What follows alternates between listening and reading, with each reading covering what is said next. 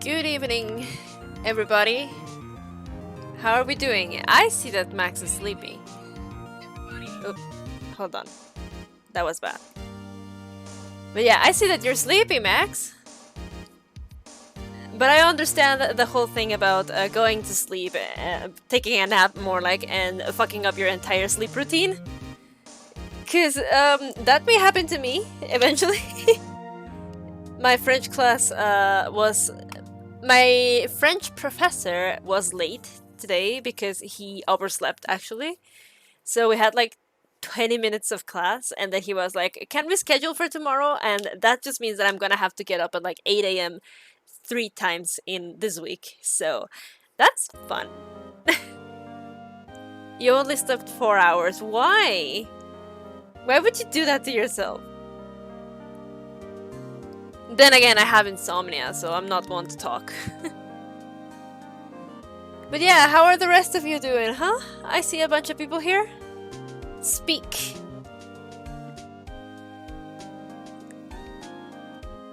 Like an ant cake just busting out of the ground, so you're coming out of your cage, more or less? Your body woke you up at 6 a.m. and said no more. Oh god. I understand how that is. Anyway, I think you will all enjoy knowing that Impa is on my lap right now. She is enjoying today's session and being a terrible little gremlin. Alright, let's go. I think it's fine if we start right now. Alright, let me just get this. There we go.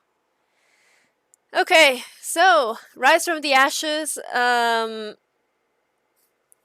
from the Ashes. Not exactly day 2, but more like trial 1 and then investigation day 2. What we know so far is that some Goodman guy died. At the police department. No, the prosecutor building, whatever, parking lot, killed by Lana with Edgeworth's knife, shoved into Edgeworth's car, and Edgeworth was at the police department. The body probably died at, the person probably died at like 4 to 5, but Edgeworth has a ticket that shows that he arrived at like 5:12 or so. So those are the facts, I think. I may be missing more, but I have to remind myself of what the fuck happened so that I don't fuck up. Let's see. Oh. Okay.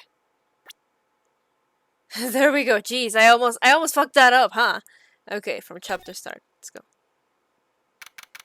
Okay. February 23rd, 9:34 a.m. District Court, Defendant Lobby No. 2. And as is tradition, everybody take a sip of water.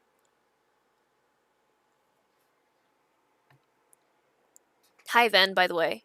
I hope your neighbors quiet down. Okay. How did the investigation go yesterday, Mr. Wright? Frankly, there are still a lot of gray areas. Or rather, the whole thing is one big gray area. Don't worry about me, no matter what the outcome. I'm ready to accept my fate.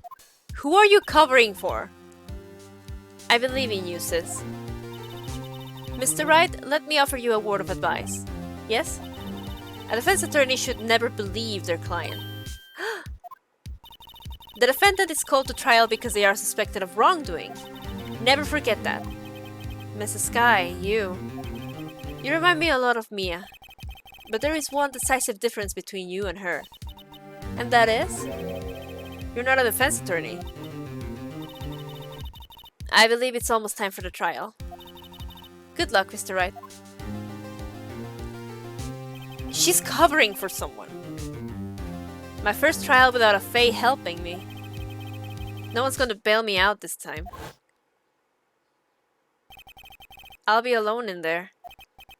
So I have to discover the truth all by myself.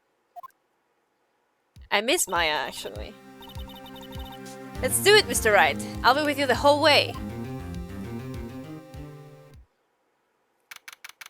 Emma's fine, but I miss Maya.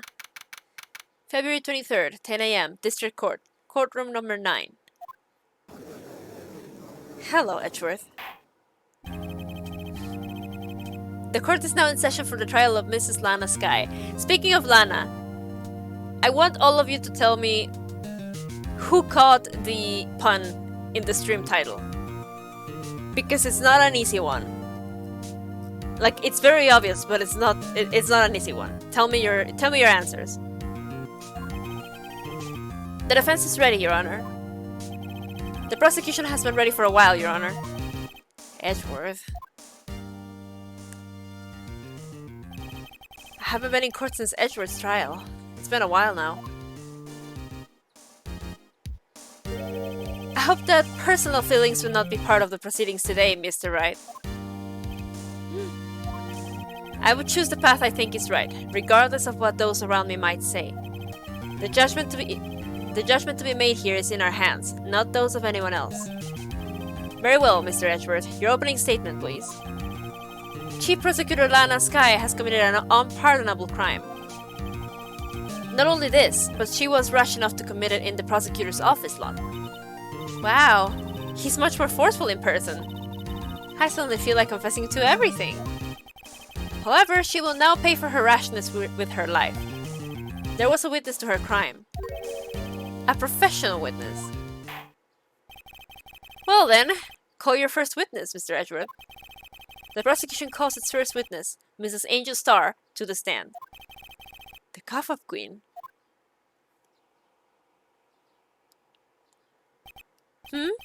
Haven't I seen you somewhere? You ordered the caviar at lunch, right? Oh, caviar! I've never eaten caviar before! The judge is really wolfing it down.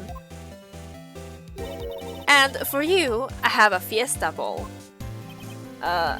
Thanks. Will the witness state her name and profession? And you, sir? Did you order the fingerprint lunchbox? It is too early for lunch. Your name and profession, please. Well, Your Honor, how does it taste? So this is why everyone raves about caviar. It's so tasty it hurts. I always thought caviar would taste like pickled tapioca. What the heck does pickled tapioca taste like? Name. Profession. Now. Me? The name is Angel Starr. Don't go forgetting it. I find myself running Lunchland these days. Is that what you wanted me to say, Mr. Edgeworth? Very well, witness. Please describe the incident to us. The prosecution will wait. I'm not finished eating. Hurry it up! Very well, Mr. Edgeworth. As you know, we usually call on the police to provide a description of the crime. Your Honor, as Mr. Edgeworth has said to the court, I'm a professional. Huh? What exactly does that mean? Until 2 years ago, Mrs. Angel Starr was a special investigator with the police. She was a first-rate homicide detective. But what? Mrs. Starr was a detective? Aha! I know who you are. Cough up? Cough up Queen Angel Starr, Your Honor. Long time no see. Very well. You may continue with the description, Mrs. Starr. Yes, who is this lady? If I might have the court's attention over here. The lunch lady is giving us the thing. What the hell? The parking lot at the prosecutor's office is divided into 2 blocks. A block is for the prosecutor's office personnel. B block is for visitors and clients. A chain divider separates the 2 blocks. I suppose that's to keep visitors from taking up prosecutor spaces, yes. The crime took place by a car in the back of the A block, in the car's trunk. The killer stabbed the victim with a knife and went to drive the body out. Unfortunately for her, there was a witness and an arrest was made on the spot. And who was this valiant witness? Why, it was me, Your Honor. Floor plans added to the court record. Uh-oh, it's gonna be one of those. Witness, did you see the very moment of the crime? Of course, Your Honor. Immediately after that, I apprehended the chief prosecutor. It seems rather cut and dry, doesn't it? Well, Mr. Wright, I can't agree on principle, Your Honor. It seems that some poor losers are unwilling to accept the truth, Your Honor. Shall I proceed to crush what little hope they have remaining? If you can, then give them your worst, Mrs. Starr. Wait, are they talking about me? You did it, didn't you? You did it. Somehow, I always knew a day like this would come. I was on my way to deliver a lunchbox to my boyfriend when I sensed something. Perhaps it was my finely honed detective instincts working. Uh-oh. Then, through a wire fence, I saw the chief prosecutor standing next to a garish car. The chief prosecutor was holding a knife in her right hand. Then, she thrust the pointy tip of the knife into Detective Goodman's chest. Bringing a lunchbox to your boyfriend? How touching.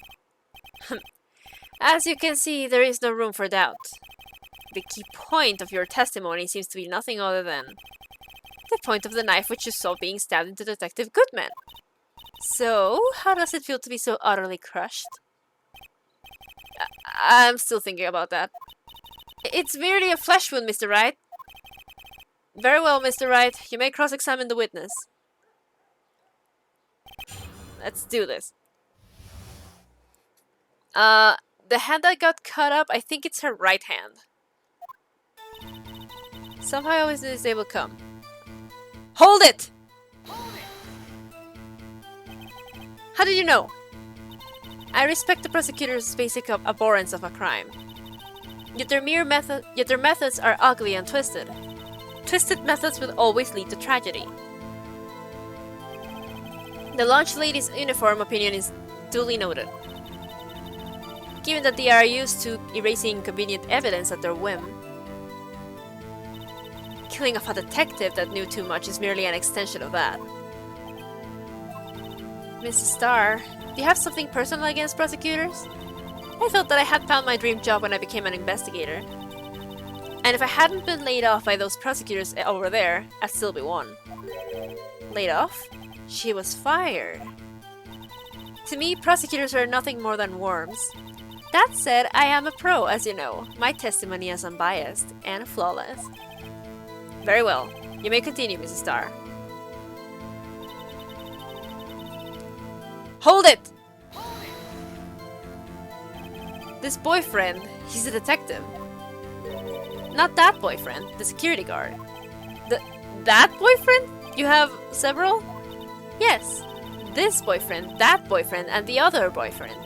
Care to join? The yet another boyfriend position is still open for applicants. I'll stick with the lunch, thanks. Note to self, the judge had to think before applying. The security guard room is on the lot, in A block. It's up on the second level so you can see everything from there. That will be the room with the security sign. Incidentally, did you bring your lunchboxes by car? Since I'm a visitor now, I parked in a B block. So, she was in B block when she witnessed the crime. When I said something, perhaps it was my finally home detective. Okay. Hold it! You sensed something? So you were saying you had a premonition of the murder? It felt like... how would you say... Oh, yes. It was like the feeling you get when you view a pumpkin chock full of seeds. I have no idea what that means. Speaking of a detective's instincts, wasn't the victim, Mr. Bruce Goodman, also a detective? Yes, well, he was like a young cheese. A young cheese? A pale white cheese, not yet tangy with experience on the streets. A greenhorn. I, of course, am hard, yellowed, sharp as a tack. You're hard? Judge, you're hard? I bet you stink too. In any case, there, in the lot, I felt something stirring in the back of my mind. Then, through a wire fence, I saw the chief prosecutor standing next to the garage car. You knew I was gonna do that. Come on. Hold it! Hold it! Hold it! Hold it! Why aren't you holding it? Fine. I'll just... Hold it! By garish car, you mean... Mr. Edgeworth's car, yes. But Mr. Edgeworth's? Incidentally, the knife with which the victim was stabbed was also Mr. Edgeworth's. Wasn't it? Indeed, it was. What an odd case this is. And the person you saw, you are sure it was the defendant? I saw her from no further than 30 feet away. I am certain it was her. If she's telling the truth, we're doomed. Let's just do what we can. Even if we don't have any proof, we can always complain. Witness, in your testimony you clearly stated the following. Prosecutors are nothing more than worms. Ergo, you are a biased witness. You might want to keep those silly opinions to yourself in the future, rookie. Huh? Rookie? Unless you're willing to risk the consequences of doubting me. I'll fry you like a fritter, crispy on the outside, chewy on the inside. That was inspiring. I believe I've heard a tagline elsewhere. You could cry plagiarism? I may be relegated to the lowly post of lunch lady, but my instincts are honed. A photograph! You took this? The moment I witnessed the crime, my reflexes took over and snap! I took a picture. In fact, one of my lunchboxes is rigged with a camera. I suppose that's more exciting than just hanging it around your neck. This is my first time seeing this photograph. You think I'd show it to you, a prosecutor? Think again. My boyfriend works in the photography division of criminal affairs. Well, this is most certainly the defendant. Crime photo added to the court record. Uh-oh, that is unmistakably Lana Skye. Hold on. The moment of the crime as photographed by Angel Starr. Is it truly... Well, it is the A block.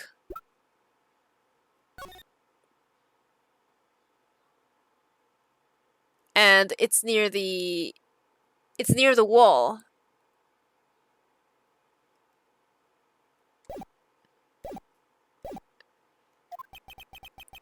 So what was the defendant doing at the time? Chief prosecutor was holding a knife in her right hand.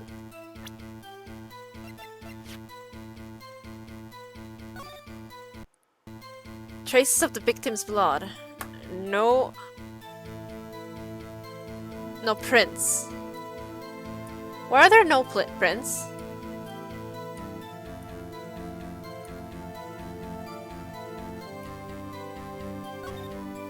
Oh, it's just blood. And we're doing with a knife like this. You know, maybe this is to open like. I love how it's coded as Edgeworth's because it's like pink. Then again, the lunch lady has like a pink hat.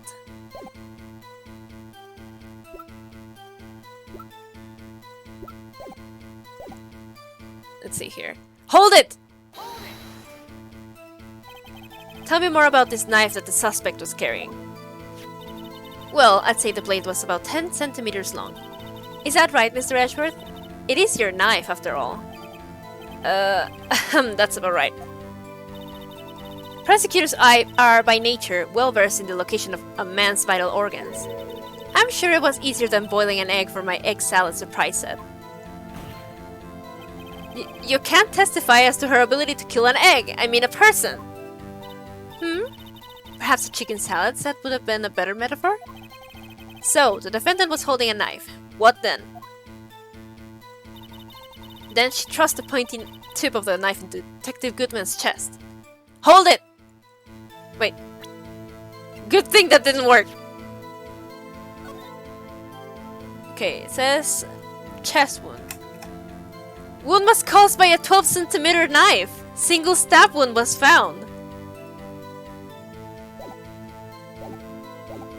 Let's just hold it! Tell the court why you didn't try to stop this crime. You did see her raise a knife to strike, no? The defense has a point. Unfortunately, by the time I realized what was going on, it was already too late. Too late? Yes. The next moment, the chief prosecutor brought down the murder weapon. I see. It's only a flash wound, Mr. Wright. We can make it. You said that before. Anything else? Scientifically speaking, Mrs. Starr's testimony is flawless. Sounds pretty fatal to me.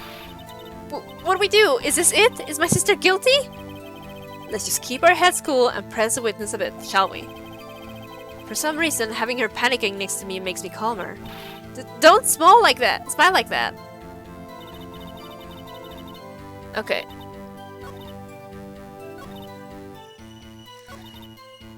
Holding a knife in her right hand. She said it was like 10 centimeters long. But the knife is 12 centimeters long. Isn't it? Hold on. Where is it? Yeah, wound was caused by a 12 centimeter knife, but she's saying that it's a 10 centimeter knife. Can I present this? Can I present this? Oh my god. Oh god, it's like...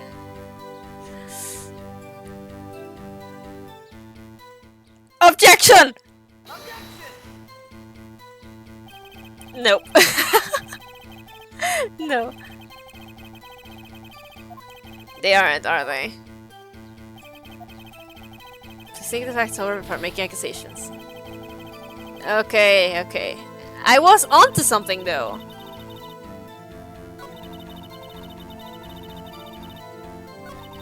Let's see here. Hold it! I want to hear this again. This knife. The blade was about 10 centimeters long. See, that's a problem.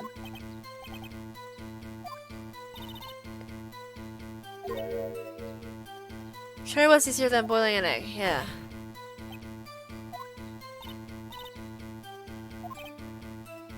The defendant was holding a knife. What then? Let's see here.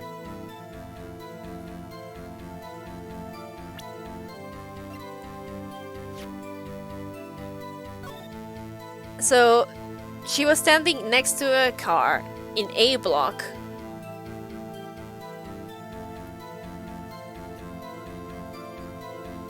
What is she holding? She's holding something.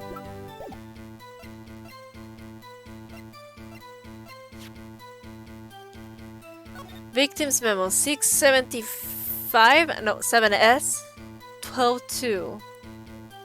December 2nd? Is this a case? Like the,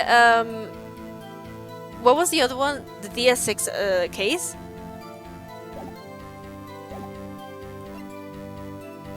Let's see here.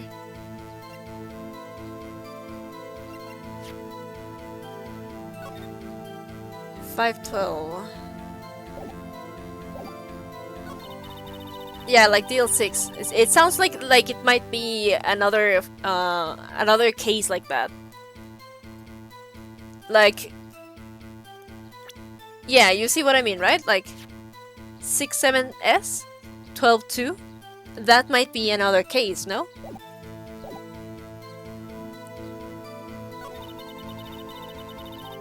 Lunchbox to my boyfriend. I don't see anything.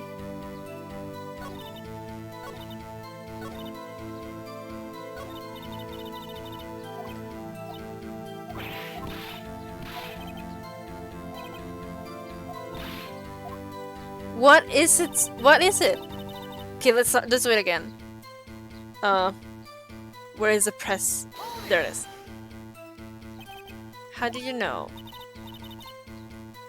Methods are ugly and twisted. Oh, uninformed, okay. Given that they are used to killing off a detective that knew too much is merely an extension of that. Something personal.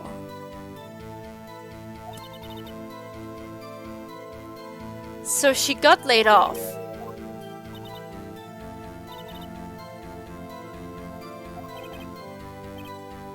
She got laid off. She hates prosecutors.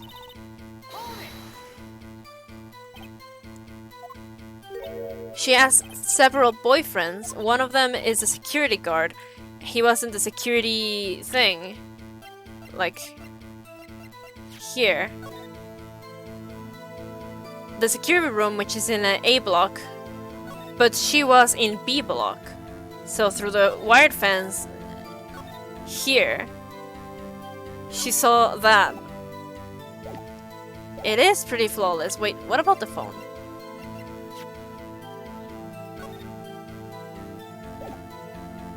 Yeah, the phone isn't gonna do anything, is it? Let's see.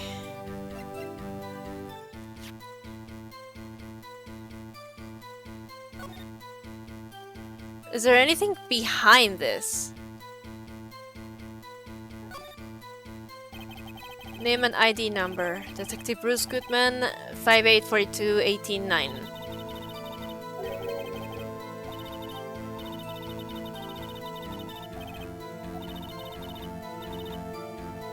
Yabba dub.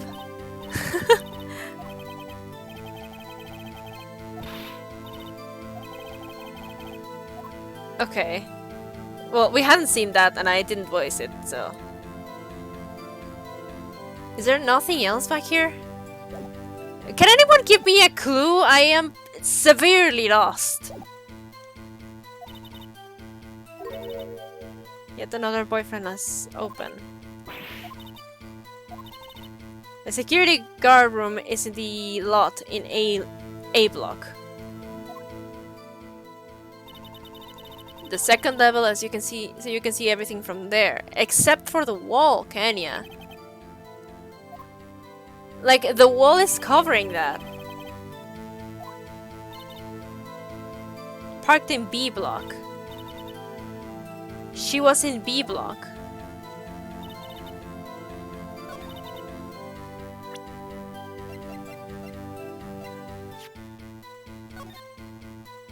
Yeah, like, the security room is up in the second floor. And she was here in the on the B block. But how would she have gotten there? She would have left. Like, if she had parked in the B block, then she would have left. She wouldn't have had any reason to look back. And can the security room even look at Edgeworth's car from where it is, considering there is a wall?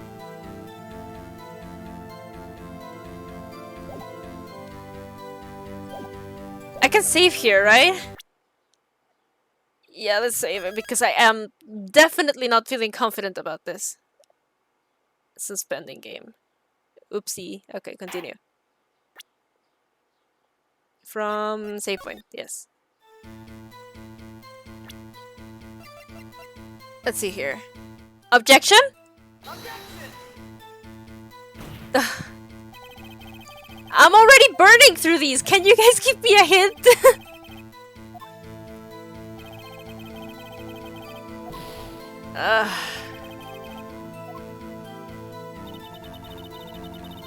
My boyfriend sent something. Through a wire fence, I saw a cheap prosecutor standing next to a garish car.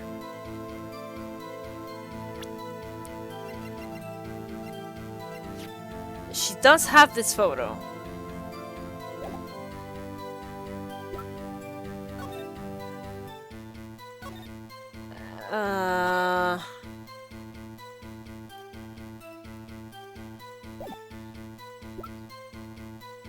Okay. Let's see.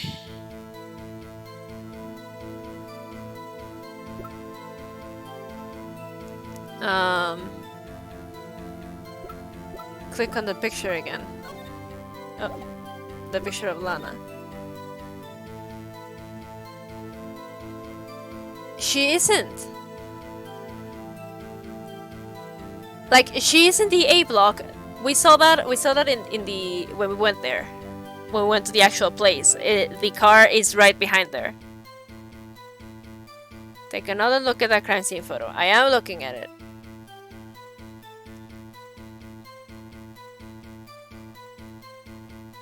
The map plan makes sense.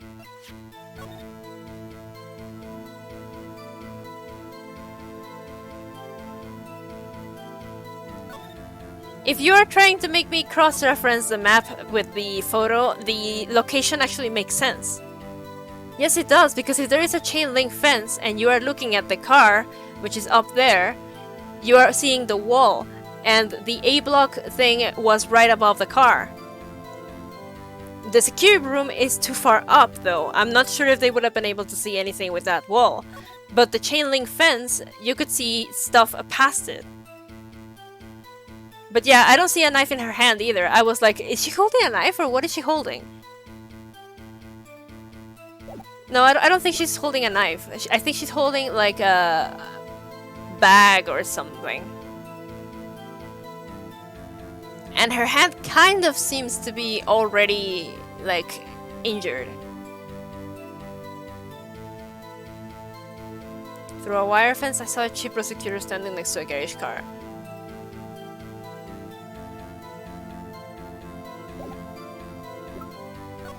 This does make sense.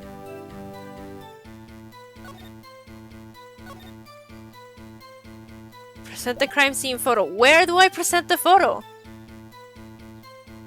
Fine. Objection! Objection! Objection, damn it!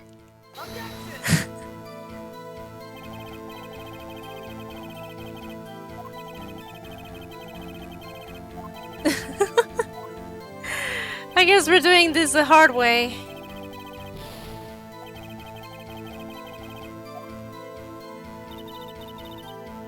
Okay, was holding a knife in her right hand. Can we actually see it? No, we can't. Objection!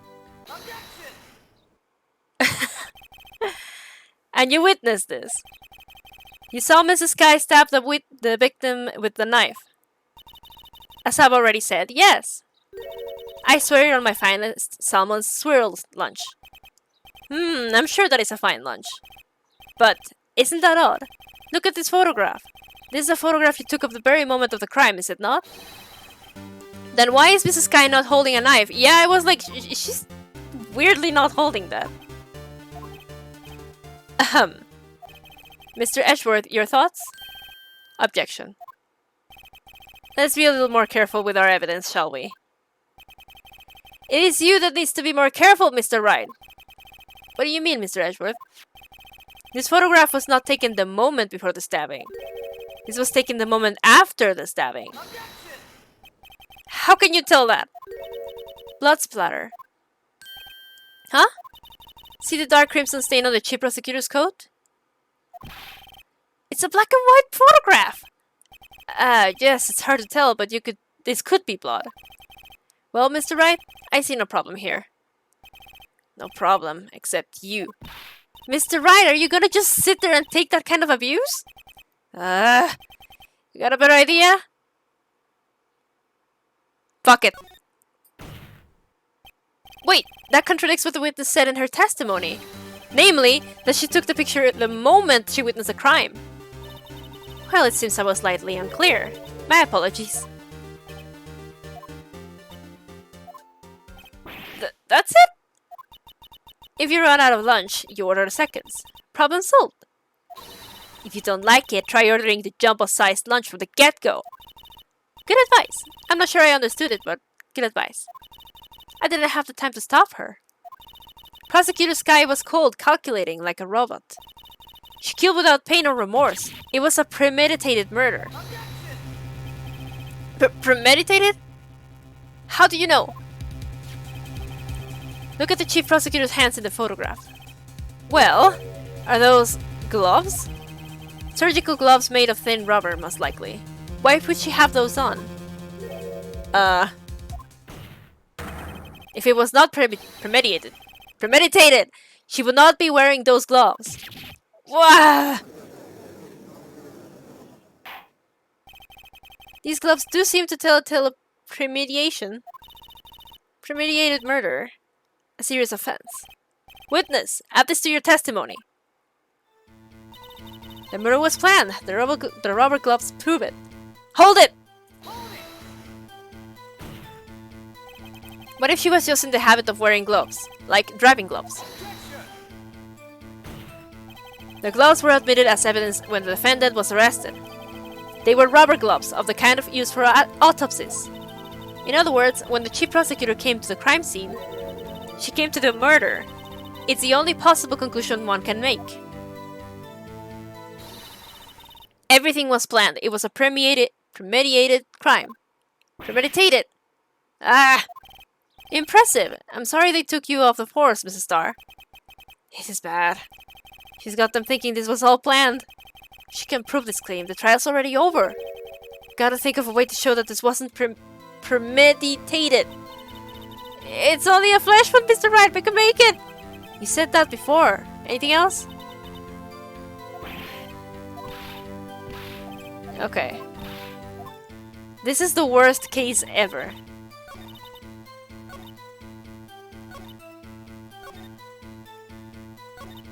Okay.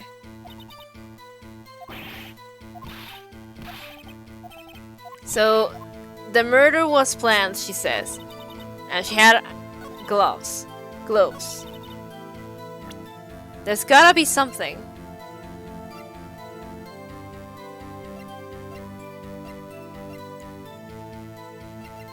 But what?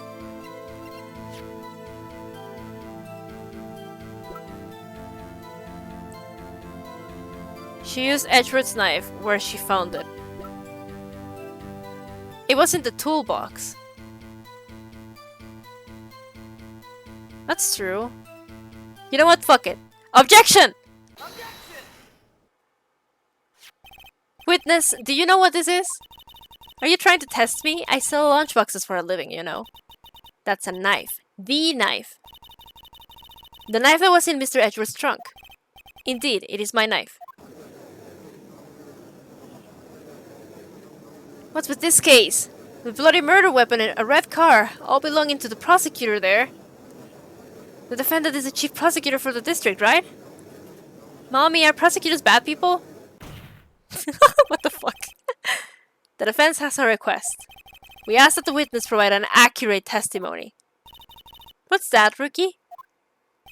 In your testimony, you stated that Lana Skye planned this murder.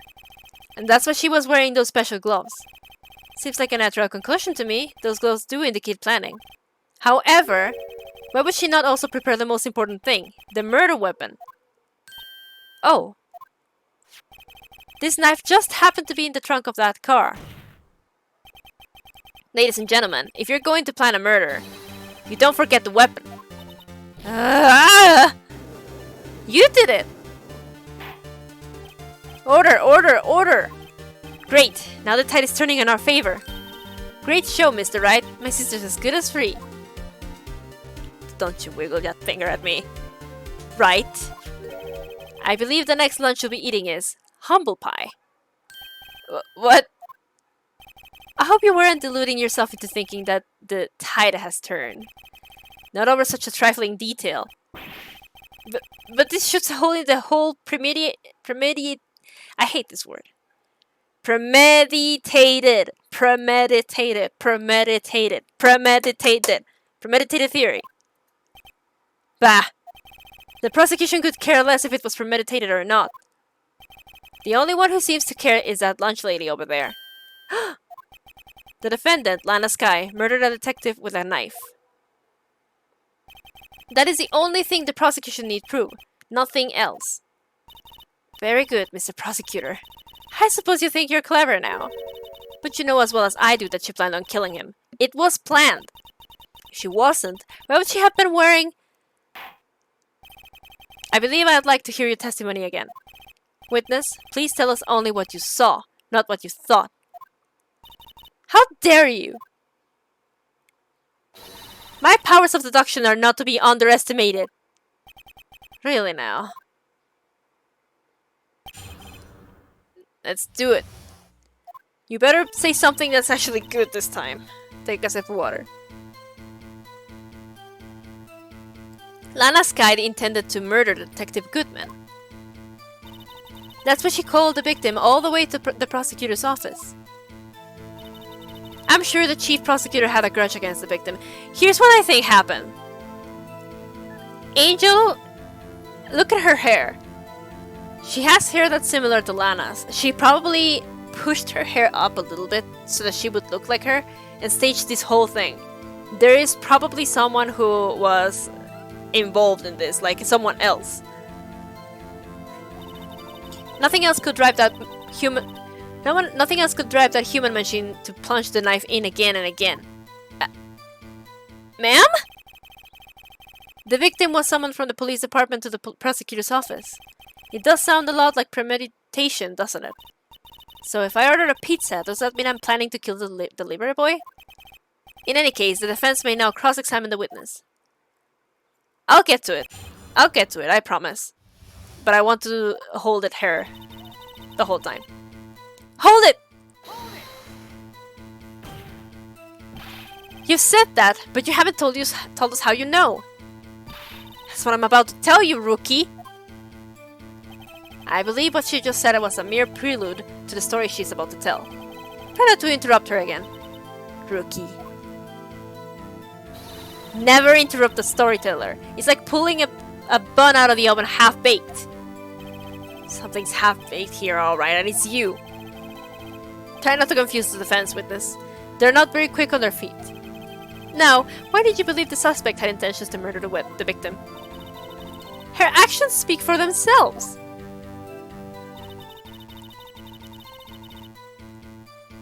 Hold it! You have no proof that Mrs. Guy called him there. You have no proof that she didn't. Mr. Edgeworth, thoughts? There is no record of a call made in the defendant, Mrs. Lana Sky's phone, on the defendant's. She might have written him a letter. Come on, you could have tried public phone first at least. In any case, the victim came to the prosecutor's office where he was murdered. I'm sure he had a reason to be there. Witness? Why do you think it was the suspect who summoned the victim that day? Hold it! Yeah, there is a phone in the parking lot. What kind of grudge? Well, I wouldn't know that. Of course you don't. That's because she didn't have a grudge. Rookie. I have a lunchbox here. Now, what's inside? How am I supposed to know? See? We agree there is a lunchbox here, but we don't know what's inside. A person's life is like a lunchbox with pretzels. Don't you agree?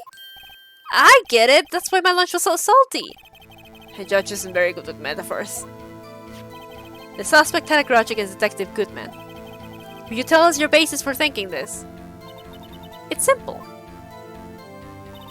Nothing else could drive that human machine to plunge the knife in again and again. One knife wound. Objection! You say she stabbed him again and again, but you couldn't have witnessed that. Are you testing me? Then I'll test you. With my moss surprise! I'm afraid the moss is gnawing on your feet as we wait, Mrs. Starr. What do you mean? I shouldn't have to explain this. But take a look.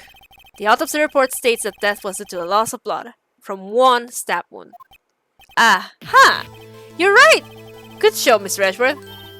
What a hunk! He's my hero, really! What about my objection? No one noticed? Well, witness?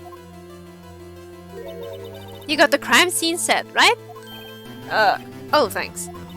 I always believed that no one could ever mistake ketchup for blood. But now I realize that such mistakes are possible. So, you're saying you mistook something for blood? When she lifted her knife, I thought I saw blood on her breast. The splattered blood from her victim. That's why I thought she must have stabbed him at least twice. Then tell us what you saw that you thought was blood. Testify! Red muffler looked like blood to me. That's how ghastly the whole scene was. Muffler? What is muffler? Is that the thing that's around her neck?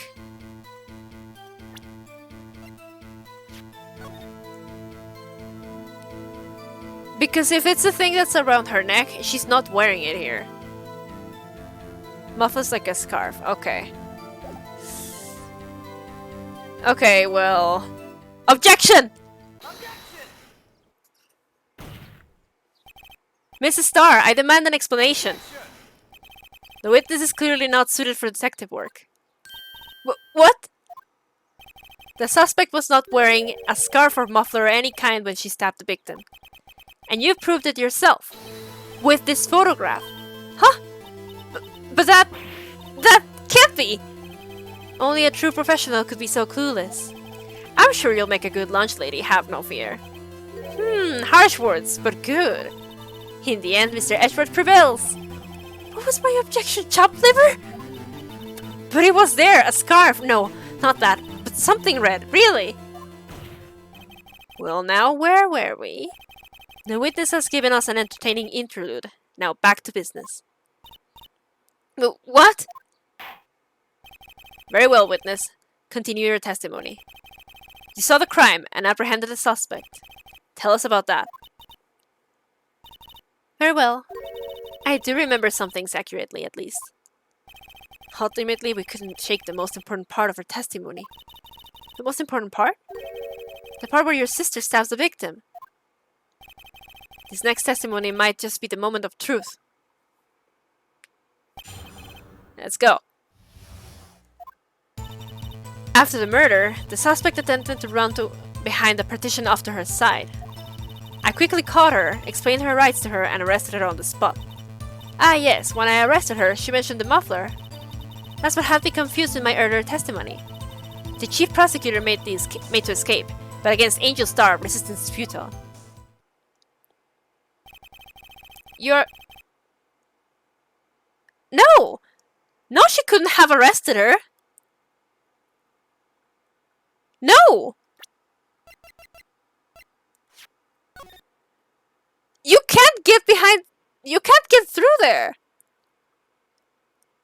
Bitch, I'm gonna fucking arrest you! You are quite determined about this scarf, aren't you? I strike like a snake and bite like a cobra. That's me, Angel Starr.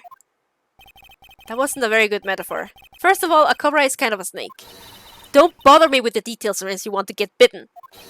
No thanks. Note to self. Attorney Wright gets bitten by snake. The chief prosecutor tried to resist, but her efforts were in vain. She knocked my hands aside, kicked over an oil drum. Oil drum? Hard to imagine. Oh, she's beautiful but deadly. A predator, that one. A leopard woman. Rawr. Very well, Mr. Wright. Your cross-examination, if you will. Apprehending the suspect. Let's press her on everything before we do anything. Hold it! So where is this partition on the floor plans? I'm sure she means this wall next to the car. That's right. There was a wall there, about 6 feet high. How much is 6 feet in normal units? She was obviously trying to hide herself. Quite a natural thing for a criminal to do. And what did you do then? Quickly caught her, explained her rights to her, and arrested her on the spot. Hold it! Isn't 6 feet like 2 meters? You say quickly. Were you close to the suspect? Okay, 2 meters. 182 centimeters roughly. Okay, thank you. As I just said, I was only 30 feet away from her the whole time. And how much is 30 feet in normal units? Maybe I should press her for more details? Press! I'd like to see these on the floor plans, just to be safe. The lunch-length car was... She was a visitor, thus she was parked in B block. So you witnessed the murder from here? That would make it about 30 feet from a car, yes. Oh, 15 meters, thank you. I know it's 6 squares, but I need to know the... If I don't know the... If I don't know the conversion in metric, I have no sense of scale. You have to understand.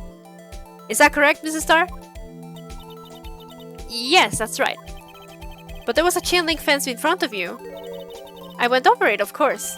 Amazing! The Cough-Up Queen, Lunch Lady Athlete. Indeed. It would have taken her a little time to climb over the fence, so she couldn't have gotten to my sister that fast. Yeah, the fence was about 9 feet. Come on! Stop saying these things to me! 9 feet high, too. How come this guy didn't get away?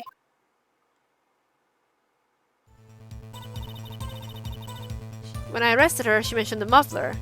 Hold it! She mentioned the muffler. What exactly did she say? If I remember exactly, I would have told you in my testimony. Cheeky.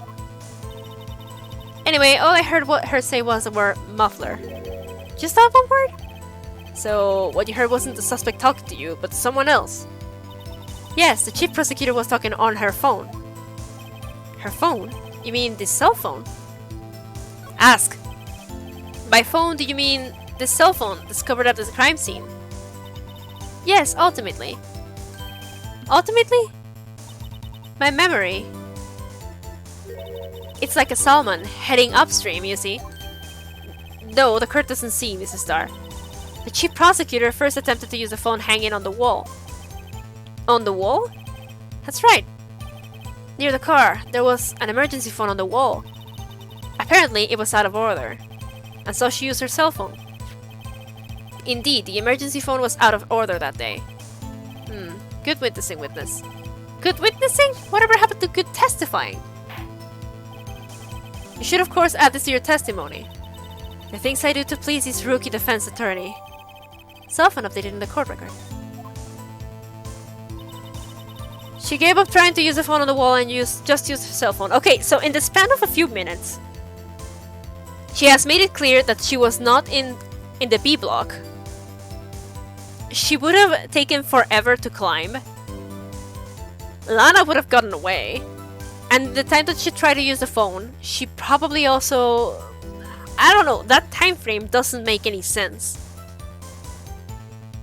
Hold it! She couldn't have seen the phone from where she was, yeah. Do you think you could restate your testimony for the court? Ha! I was going to ask the same thing. I'll only say this one time, so listen close, rookies.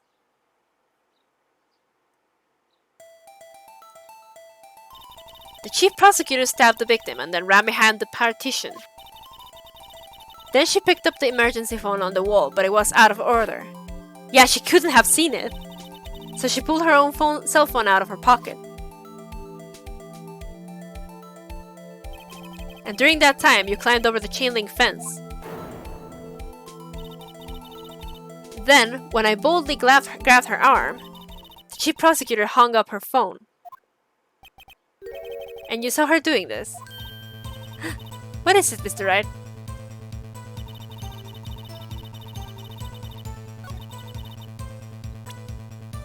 You couldn't have seen her. Objection! I have to conclude that you have a personal grudge against Mrs. Lana Skye.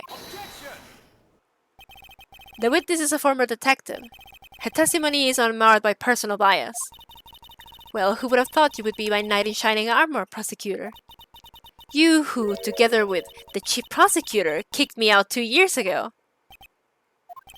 Well, Mrs. Starr, this is a fatal contradiction with your testimony. How do you explain this? I don't know what you're talking about. Mess with me, and I'll make you cough it all up. Let's look at the floor plans.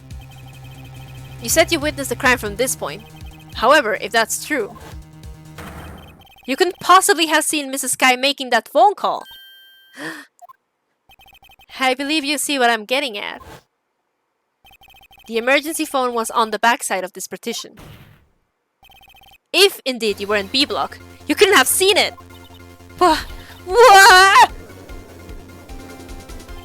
Order, order! What is the meaning of this? It's simple, Your Honor. She's not coughing up lunch. She's coughing up lies. That's quite a claim, Mr. Wright. Perhaps you will allow me a question. Tell us exactly what lie this witness has told the court. Everything is a lie! Here's where the counterattack begins. I can't afford to get this wrong. The witness lied about where she saw it. She tried to use the emergency phone, but it was out of order. What is significant about this fact? Nothing. It would be pointless for her to lie about it. Pointless to lie. I see. The witness did actually see Mrs. Sky using the emergency phone. In other words, Mrs. Starr witnessed the crime from a different location. A different location? Now there's a pointless lie if I ever heard one. Before you call my lie pointless, at least let me tell it. You're not lying. Let me ask a question to our clever wordsmith, Mr. Wright. Just where was the witness when she saw the crime? All the testimony we've heard until now points in one direction. The place where Mrs. Starr witnessed the crime was here. Present. If she was here, she could see the emergency phone. That's true. That solves the mystery. That would allow her to see the emergency phone, yes. But if she was there, she would have been able to arrest her well before she dialed her cell phone. Oh. You doubt my speed? I can run 150 feet in 9 seconds, you know. I don't know what that means! Is that really that fast? Me too. Not as fast as your Whitney rejoinders. Yes, Your Honor.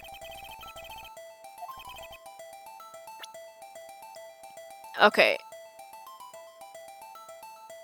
I have one last try. And I can't save.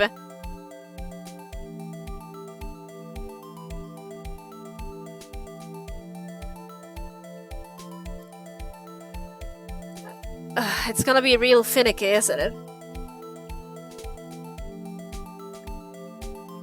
Okay. Where she witnessed the crime, it was probably over here by the telephone. If not, it was probably here. I mean, it's gotta be somewhere here. Was she in the security room? She did say she was going to the security room, right? So... Okay, but I have one try left. Is that in the security room or here? Yes, I know she was going to the security room, but was she going into the security room? Like, was she in the security room or going over there? I cannot make a mistake with accidentally putting it somewhere different. Like, we agree. But where is it? Inside? Yeah.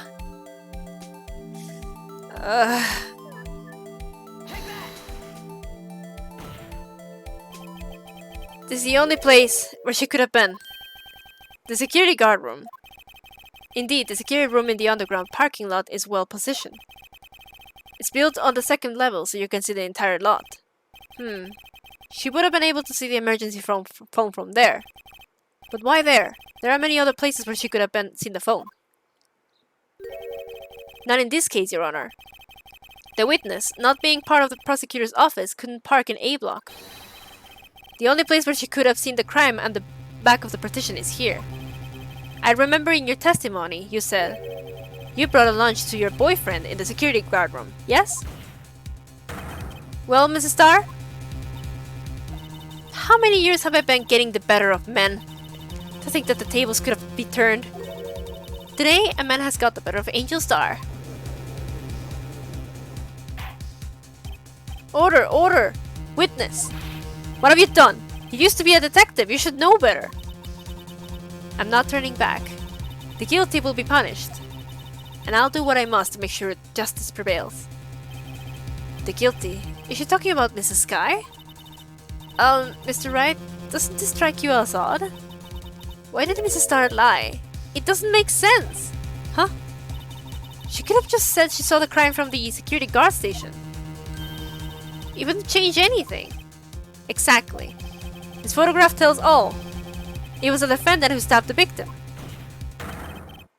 The truth still stands. It still stands? I disagree, Mr. Edgeworth. What? If a witness is found to be lying, they're guilty of perjury. She knows this.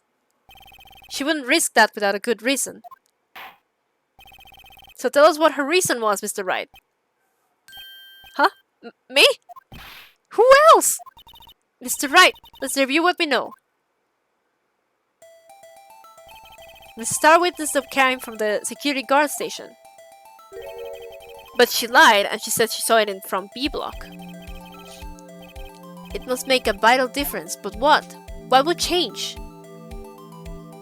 The distance to the crime.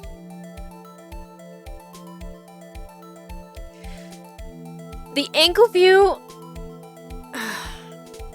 Everything makes sense. The difference in lighting doesn't, of course. The distance to the crime makes sense. The angle view kinda does, but only because of that photograph. Like, the angle view is the only thing that... The photograph is the only thing that makes me think that the angle view is the thing. But the distance to the crime makes more sense because she would have been able... She did apprehend her when she said she did.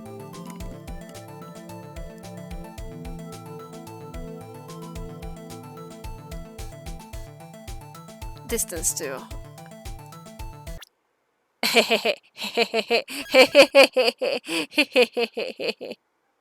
I can't save here.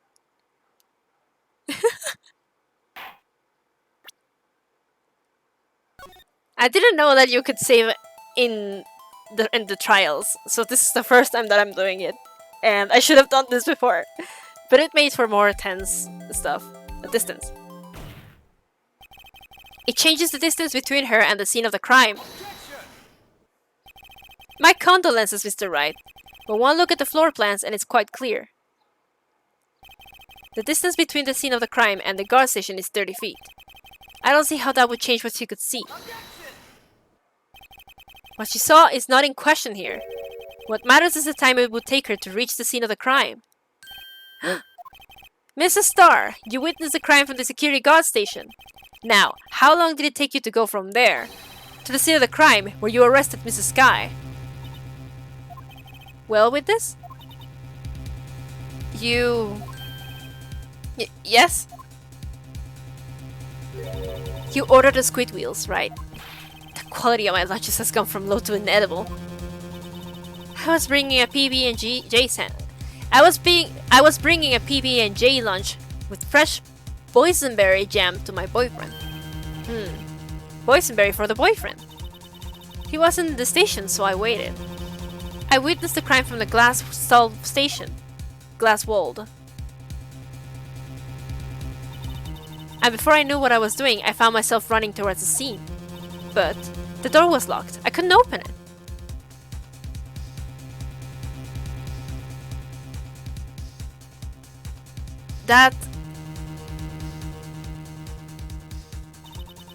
That's why I had to go through the visitors' parking in B block. That's quite a detour. It probably took me at least 5 minutes to get to the scene of the crime. 5 minutes? This changes things considerably. But it was that woman over there in the defendant's chair who stabbed him. I know it. I have photographic evidence. I swear it. I swear it on my finest plastic spork. You have a point. And the spork is a wonderful invention. Would you like another caviar lunch? Absolutely! Uh-oh. Mr. Wright, you have to do something. Do I have any evidence to stop this? Do I?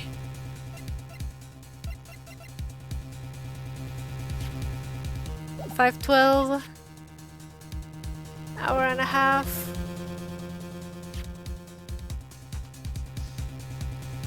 The word muffler was overheard during a call made to Emma at 5:18.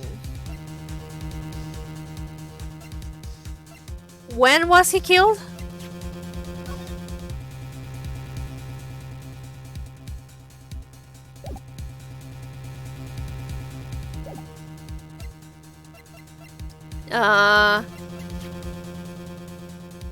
512. 518. That's around... That's around 6 minutes.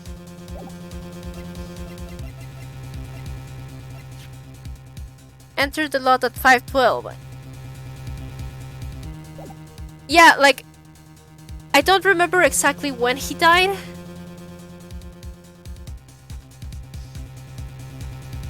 But I think either the parking stop or the cell phone are the evidence. 5 minutes between the witnessing of the murder and the arrest. Think about it. You could make pasta in that amount of time, if you like it al dente. I got lunchboxes that tie pasta into knots, rookie. 5 minute blank. Isn't that strange? Strange? If you were a criminal, what would you do with 5 minutes, Your Honor? Well, I guess I'd flee the scene. Heh! Don't get the wrong idea, I didn't kill anyone. But you have the instincts of a killer. You would run. But this time was different. Mrs. Guy dawdled at the scene of the crime. She even had her picture taken. No true criminal would act this way. It's inconceivable. Yeah! Well then, it seems we've come to the end of this testimony. She has a grudge against the defendant, and there is a blank in his testimony. Mr. Edgeworth, is the next witness ready to go? Unfortunately, I appear to have overestimated this witness on account of her professional history. We did it! We screwed that can shut, Mr. Wright. That was too close. I'm afraid that the cough-up queen has been dethroned. And with that, court is adjourned.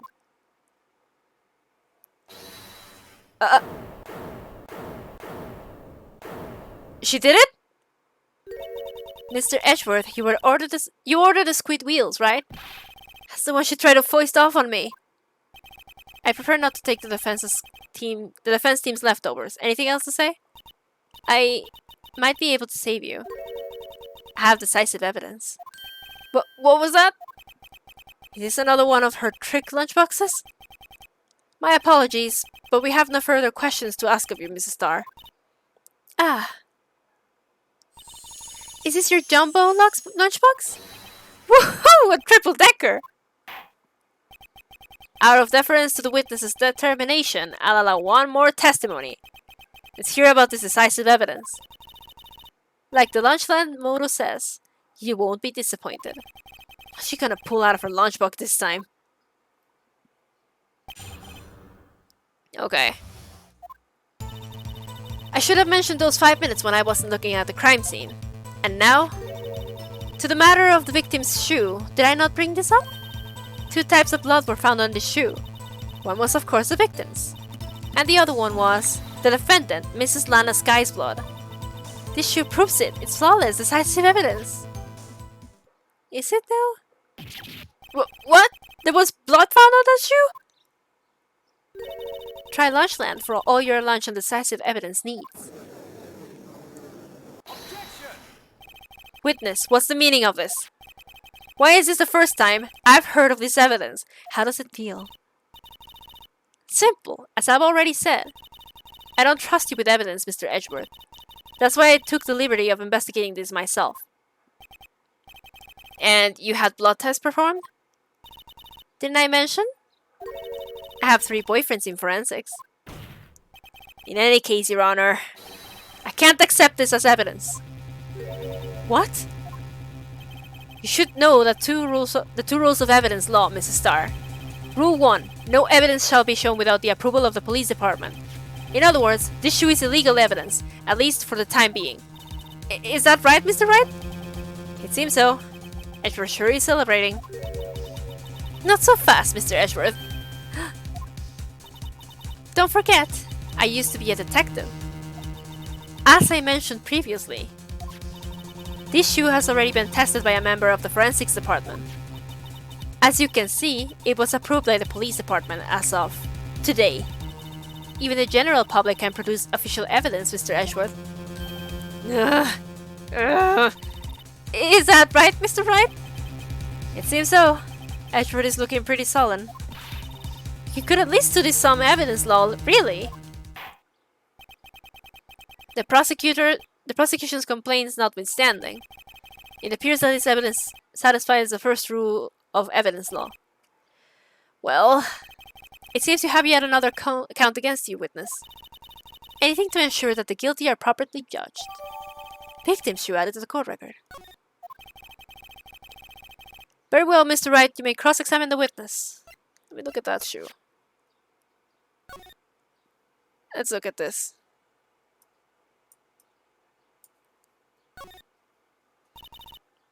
This blood, it's my sister's, right? It appears so. Lana's right hand was bandaged when I saw her in jail. She must have cut herself at the time of the crime. Poor sis.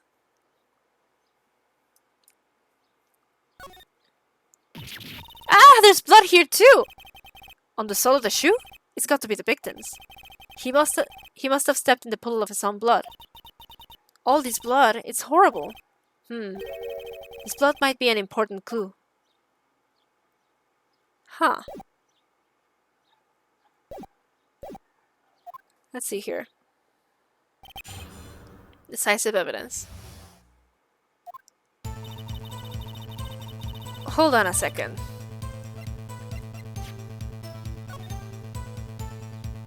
Loss of blood. Okay, yeah. He did bleed.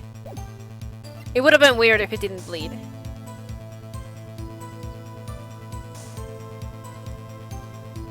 Hold it! Why did you lie about those 5 minutes? I guess you could say I just wanted people to look at the results. The results? How many times do I have to say this? I saw the chief prosecutor stab the victim before my very own eyes. Compared to that, a 5-minute blank means nothing. Then why didn't you just tell the truth? Don't make me laugh. We're dealing with the most untrustworthy of the vile lot known as prosecutors. Falsified evidence, arranged testimonies, erasing and manipulating evidence. When you fight monsters, you need to use every trick in the book. This when the suspect is admitted she did it? False testimony is the most despicable crime of all, Mrs. Starr. Just get this over with. Yeah, if there was blood at the bottom of the shoe, or aren't there any footprints at the crime scene? Let's see here. Hold it! Hold it! Hold it! Hold it! Yeah! And you found this shoe at the scene of the crime. I detained the chief prosecutor and notified the police department. I went to make myself useful while I was waiting for the police to arrive. So, like an ill-trained pooch, you snuck off with the shoe. I was afraid someone would erase the chief prosecutor's crime. This shoe was my secret weapon if that should happen. See this fashionable basket I have here? It carries more than lunchboxes, gentlemen. Happy for you and your lunchbox bag, really. In any case, you removed valuable evidence from the scene of the crime. Now, tell us what you did next. Hold it! Hold it! Hold it! It's not responding. So you brought it to the forensics department. If you're going to submit something as evidence in court, you need it approved. To do that, evidence must be analyzed by a forensics expert. And she got away with her little coup because she used to be a detective. The shoe does appear to have bloodstains on it. Makes sense, after all, a man was stabbed here. And that blood belonged to the victim, Detective Goodman. As I said, there were 2 types of blood found on the shoe. Let's see here.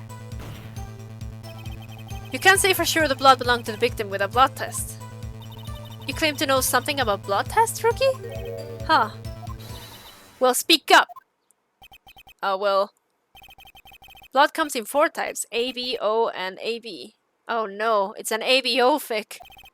However, you can't tell from a blood test whether a murder was performed in cold blood. That's just a figure of speech, Mr. Wright. Actually, if you combine all various blood tests, there are millions of types. It's practically impossible to narrow a It's practically impossible to narrow a blood sample down to one person. Or so I hear. But millions of types? If I had a little more time, I would have gotten a DNA test results. But they say there's very little doubt it could be anyone's but Mrs. Lana Sky's. So the suspect's blood was found on the victim's shoe. That ties her directly to the death of Detective Goodman. I was afraid he was going to say that. Hold it! I can't let this evidence go through without a fight. You ordered the peppered fish guts, right? Some like it hot, Mr. Wright. Some like your client. She's seen enough hot water to make a whole batch of soup. Mr. Wright! Do you or don't you have a problem with this shoe? A problem? It's critical. What's wrong with the victim's shoe? Is there a problem? Like there's blood at the bottom, but there's no footprints. Fuck it! If I'm not imagining things, I said there is one critical problem with this evidence. A clear contradiction! That gleam in your eyes. You're still young, rookie. I'd give you a peppered fish gut now. But you couldn't take the heat, could you? Let's hear what Mr. Wright has to say. What is contradictory about the victim's shoe? Show us the problem with this evidence.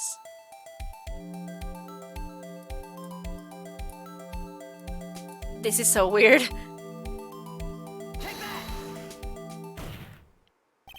I wonder if you noticed.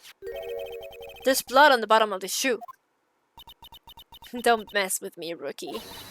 Or it'll be your blood on the bottom of my shoe. Indeed, there is quite a bit of blood on the bottom of the shoe. It makes sense. The victim was stabbed with a knife. What could possibly be contradictory about blood on the bottom of this shoe?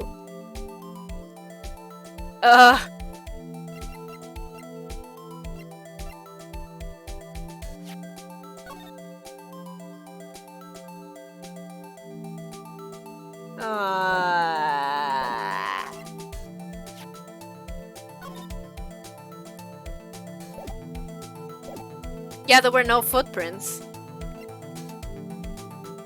Like, if blood got to the bottom of your shoe...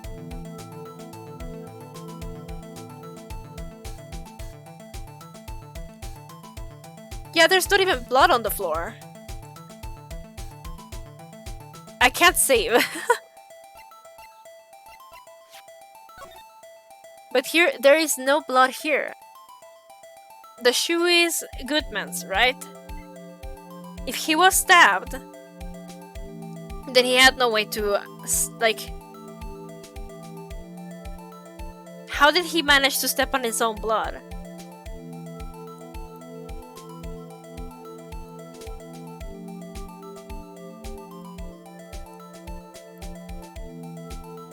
There is no... She killed him here, right? Supposedly she killed him in front of the car. But there's no blood. Oof. This is the end. Earlier in the trial, someone mentioned kicking something over. Yeah, the oil drum. But there's no oil drums here. Well, there's one in the back.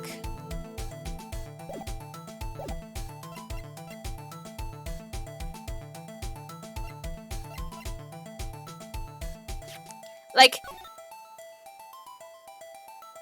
why would there be no footprints? Because of the oil drum? If you're trying to make me connect both of those, that's weird. The fact here is, if this is supposed to be after, like a photo after, why would I kick oil drum matter?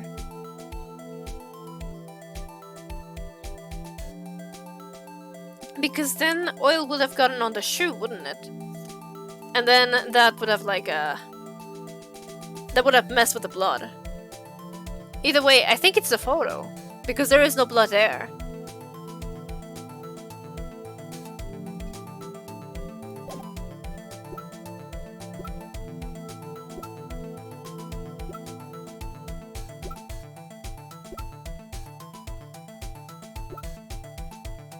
traces of blood.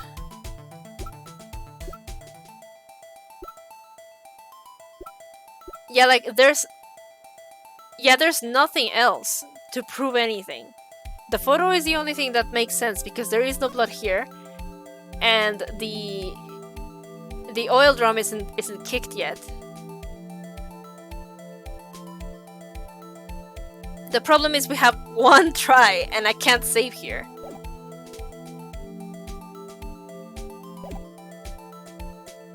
It won't let me.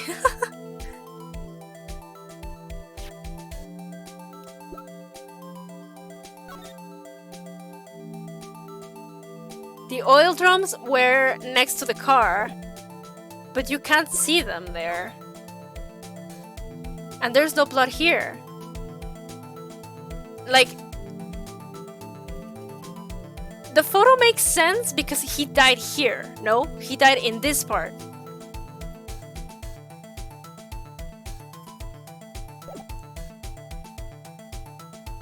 Take that! The problem lies in the footprint. Yeah, exactly. The footprint? Note that the bottom of the victim's shoe is covered in blood. Then isn't it strange? Why weren't there any bloody footprints found by the scene of the crime? Aha! As you can see, there were no traces of any such footprints at the scene of the crime. That contradicts your claim about this shoe. This picture only shows part of the floor, so there could have been bloody footprints. If there were bloody footprints, they would have already been found. We checked the scene and found nothing of the sort. Yeah. Like, the problem wasn't proving it. The problem wasn't realizing what was wrong. We knew that the bloody footprints were the problem. The problem was, what are they going to take as evidence that there weren't footprints? Because sometimes this game can be pretty finicky. The camera. Order! Well, witness? What, huh? Great going, Mr. Wright, but it's true that the lack of a footprint is a contradiction. But then we have to ask why there wasn't a footprint. Oh, that's true. There has to be a reason why there wasn't a footprint. Think, Mr. Wright, think. Hey, I don't know why it's not there. I'm just good at finding contradictions. What? Edgeworth? I see. Now I get it. Get what? Our witness is more devious than I gave her credit for. We were hoodwinked to the very end. Hoodwinked. But she slipped. There is one vital hint to the truth in her testimony. But what are you talking about? Think back to when she told us about apprehending the suspect. The chief prosecutor tried to resist, but her efforts were in vain. She knocked my hands aside, kicked over an oil drum. Oh, she's beautiful but deadly. A predator, that one. A leopard woman. Rawr. I thought that was a strange thing for the normally cool-headed chief to do. No kidding! Now, witness, allow me to ask a very simple question. This oil drum, was it empty? Oh, that, I'm not sure I like your attitude, Mr. Edgeworth. Though apparently you're not the slowest conveyor belt in the lunchbox factory. Witness! Well, was the oil drum empty? The oil drum kicked over by the chief prosecutor was brimming with water. Water? What does that mean? Still don't get it, Mr. Wright? Do you want to know the reason she knocked it over? The real reason? Aha! You don't mean? Yes, the suspect knocked over that oil drum for one reason and one reason alone. To erase the bloodstains that would have become evidence against her. Whoa! That ties things up quite nicely. The bloodstains left on the victim's shoes tie her quite clearly to this murder. Then, after the deed was done, she knocked over the oil drum to erase the telltale signs. Why, that's a prosecutor's specialty, erasing evidence. That reminds me, Mrs. Guy's right hand was hurt. Didn't she say she'd cut herself when she stabbed him? So my sister's blood on the shoe. That's when it happened? Well, I see no reason to prolong this trial. But, Mr. Wright, do something, please! But what? What can I do? Your sister has confessed to the crime, and she tried to conceal it. But... Enough. There is no need for further debate. The verdict, Your Honor. Very well. But Angel Starr is on the prosecution's side. She could have been lying about the water. This court finds the defendant, Mrs. Lana Skye. Uh-oh. Huh? Little girl? What did you just say? Huh? Me? Did you just say that I, Angel Starr, was on the prosecution's side? Well, yeah, you are. You're saying my sister hid evidence by erasing the bloody footprints. Well... I thought you'd had your fill, but here you are, demanding a second helping. Another lunchbox. A lunchbox called evidence. Wait, witness, don't tell me you have something else. You've reached your verdict, Your Honor. Any further comments will be held in contempt of court. Your threats don't scare the cough-up queen. Look at this! A photograph. I had this just in case anyone had the gall to suggest that the white shoe didn't belong to the victim. I see no room for error in this evidence. Mr. Wright, wait! Look at the asphalt in this photo! Hey! It's clearly wet! Erasing the last trace of doubt from the court's mind. Immediately after the murder, the crime scene was washed with water. I'm sorry, Mr. Wright. I guess I couldn't help after all. It's not your fault. I knew I couldn't win this case from the beginning. And it seems this is what your sister wanted anyway.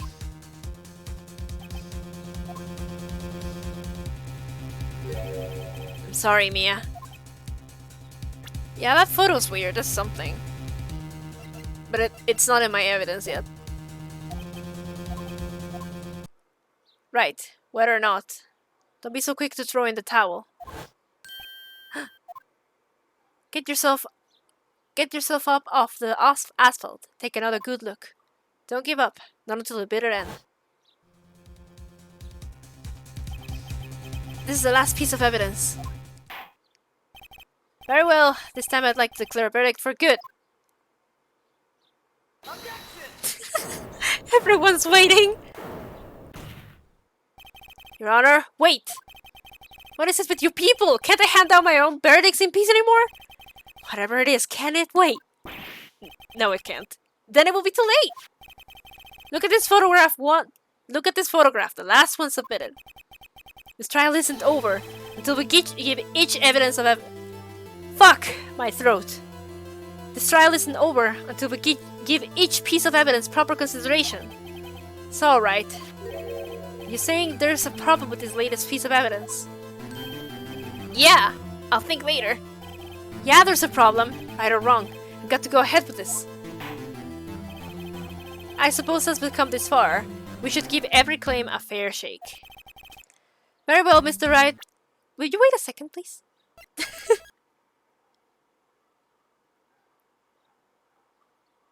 This is the first time that I save scum.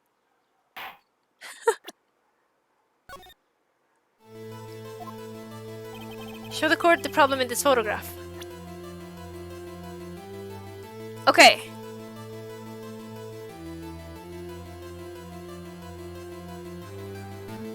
So there's one shoe here. It's the correct one. And then there's the stab one here.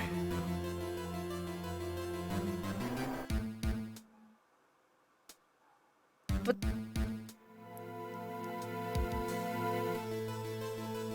Huh.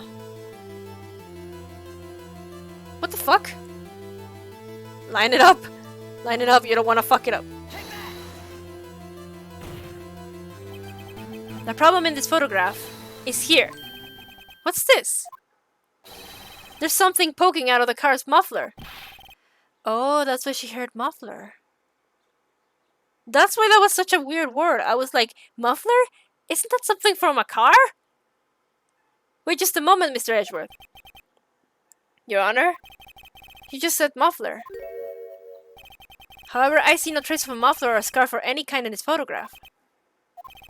A muffler is also part of on a car or motorcycle, Your Honor. Just think of it as part of the exhaust system, a pipe. I see, and I see. What's that suspicious-looking cloth sticking out of the car's muffler? Yeah, I know it's the term for a scarf now. Y'all told me. It's just that I was like... The first impression that I had of the word muffler was that it was part of a car. I didn't know it was also a scarf, but then y'all told me. Huh. So what if there is something sticking out of the muffler? What does that have to do with this case? Nothing! Absolutely nothing! Objection! Sorry, Mrs. Starr. But it's not going to be that easy.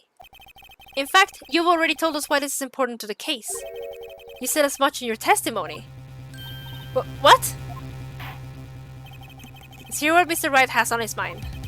Tell us why you think this piece of cloth is in the muffler is related to the case. Because of the photo, right? No, this. Yeah. Take that! Mrs. Starr, recall your testimony to the court. Ah, yes, when I arrested her, she mentioned the muffler. That's what had me confused in my earlier testimony. Muffler! Ah! Ugh! Could it be that the muffler you heard mentioned was actually this exhaust pipe? If so, that means this piece of cloth is vital evidence.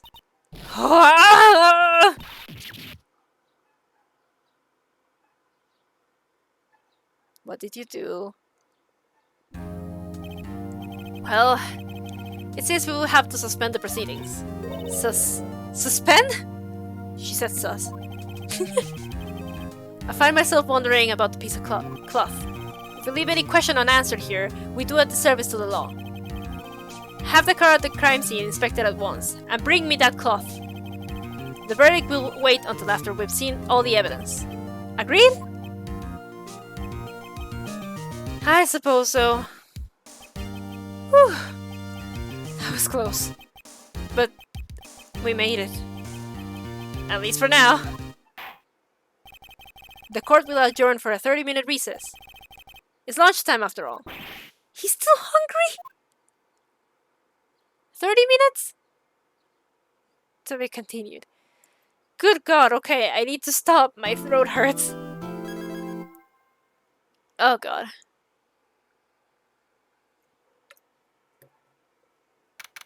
That was like...